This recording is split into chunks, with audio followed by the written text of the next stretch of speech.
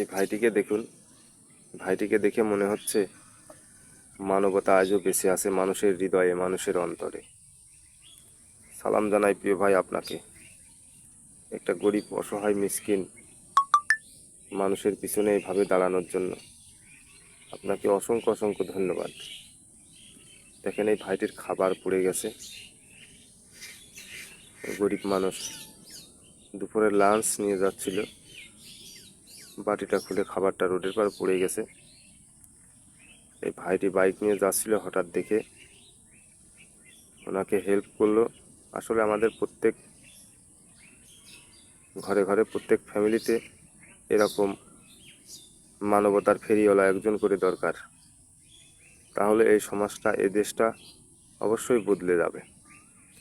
ভিডিওটা যদি ভালো লাগে অবশ্যই শেয়ার করে অন্য ভাইদেরকে দেখার সুযোগ করে দেবেন।